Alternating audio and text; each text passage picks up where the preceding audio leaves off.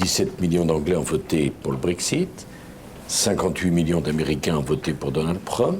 Les gens souffrent, la mondialisation n'est pas heureuse, l'identité n'est pas heureuse, et c'est insupportable qu'en plus on conteste sa souffrance. Et ce message pourrait être envoyé demain en France, hein.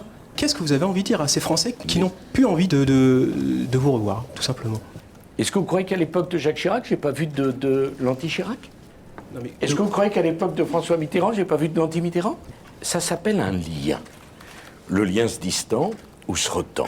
Avec l'expérience qui est la mienne, qui est grande, avec l'amour profond qui est le mien pour mon pays, j'essaie de poser un diagnostic lucide et de faire des propositions fortes au service d'une alternance forte. On est dans une telle situation que nous n'avons pas d'autre choix que de voter tout de suite les économies. Je suis persuadé que ce qui a marché ailleurs, ça peut marcher chez nous, que nous ne sommes pas condamnés à 6 millions de chômeurs et au déclassement des classes moyennes. Dans le volet économie, pour compenser justement en partie les baisses d'impôts, il y a la suppression de 300 000 postes de fonctionnaires. Est-ce que vous pouvez nous dire quelle fonction publique est visée? Toutes les administrations sont concernées, à l'exception des forces de l'ordre. Il y aura donc moins de fonctionnaires, travaillant plus et mieux payés. Sur les retraites, pourquoi 64 ans? Est-ce que ça sera suffisant? Pourquoi vous n'allez pas plus loin? Avec 63 ans en 2020, avec 64 ans en 2025, vous garantissez l'équilibre du régime vieillesse. Pourquoi on va faire plus? Il y a un lycéen sur deux qui sera centenaire. Donc évidemment, il faut qu'on travaille plus longtemps.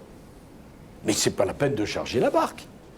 Ceux qui nous succéderont décideront à ce moment-là. Il faut poser cette hypothèse. Le second tour vous mettra plutôt face à Marine Le Pen. Comment on accomplit ces réformes difficiles si on a un second tour qui est celui-ci, dans une France qui a quand même pris l'habitude, en tout cas pour partie, de s'opposer très fortement aux réformes du type de celles que vous énoncez? J'ai été président de la République 5 ans. Pouvez-vous me citer un exemple où j'ai reculé devant la rue?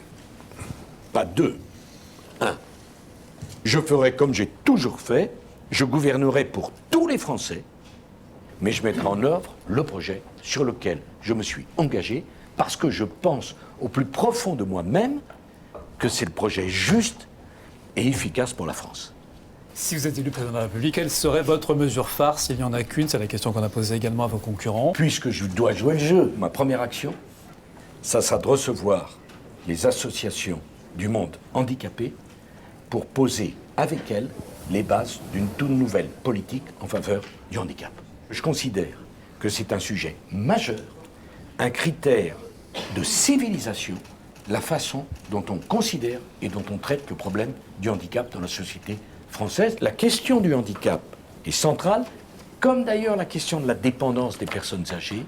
Je pense que la vie est un miracle, ou un mystère, et que, au bout de la vie, quand elle n'est plus qu'un souffle, elle doit être respectée encore plus fortement parce qu'elle n'est plus qu'un souffle. Merci beaucoup. C'est vraiment un terme. C'est moi qui vous remercie.